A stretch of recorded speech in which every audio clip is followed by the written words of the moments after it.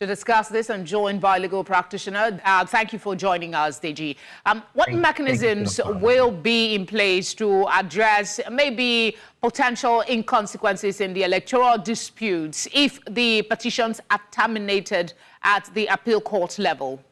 Well, the matter of fact is, you will agree with me that generally the judiciary is not having its best moments in terms of public confidence, and that is a general issue.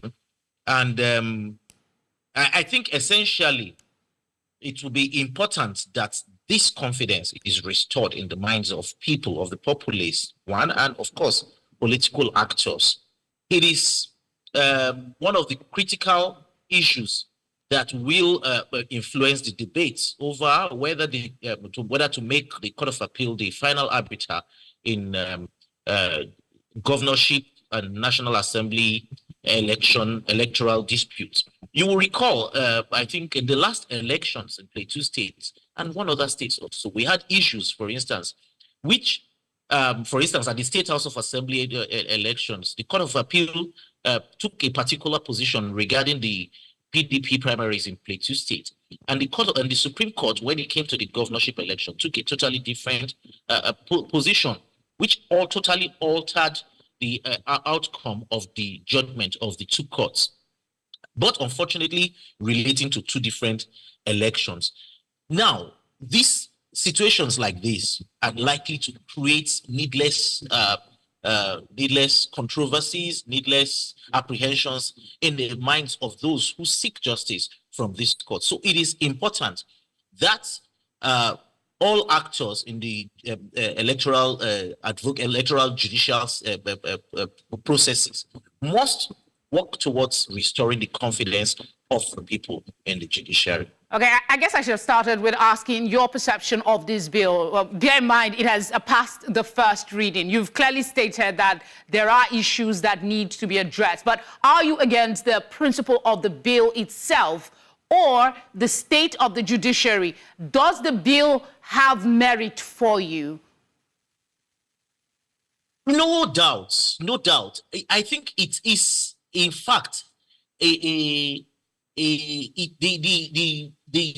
implications ordinarily for our judicial landscape and electoral adjudication are quite substantial, and I ordinarily stand with it. Currently, the Supreme Court serves as the final court of appeal for election-related matters as far as governorship and National Assembly elections are concerned. But you see, all actors in the judicial system also know that the Supreme Court has been facing quite a lot of pressure as the apex judicial institution in Nigeria. It is tasked with handling in fact, practically every matter reaches the Supreme Court these days. And if this is taken away, and it stops at the Court of Appeal, it will relieve the Supreme Court of the burden of these electoral disputes and allow it to concentrate on other critical areas. But there's quite a lot of pending cases at the Supreme Court that for several years, some of them relate to freedoms of individuals, some of them relate to contracts, commercial transactions that will naturally, when they take so many years, they may have such grave and grievous impact on those who are seeking justice. So yes, I totally, ordinarily supports the move. But then,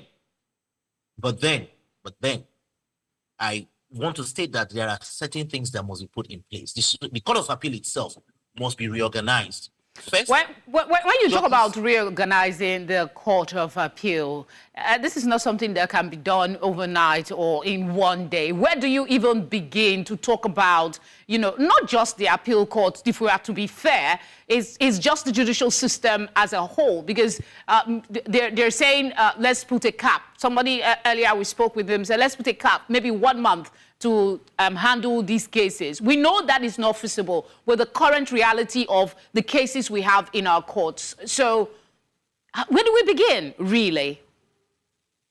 Yes, like I stated earlier, there is a need, of course, to restore confidence in the judiciary generally. But in order to also make this work, it would be important that certain things are put in place at the Court of Appeal level to make it feasible, to make people confident in the process. And one of them, for instance, is that the courts must, heavily rely on digitalization of its system. Now, for instance, the entire manual processes of hearing our cases, the fact that people have to be physically present, and all of that, it costs quite a lot, and it also means that it takes quite a lot of time. So some of these things, if we look at them, now we also probably would start looking at increasing the expertise of the Court of Appeal judges by maybe specialization, further training, specifically on electoral matters. Some of these things so will definitely impact the outcome or the output of the Court of Appeal or the panels as they would be at that time in electoral matters. All right, I'm afraid we have to leave it there. Thank you very much for speaking with us. We appreciate your time and the insights you've provided. Thank you very much for having me. Good night.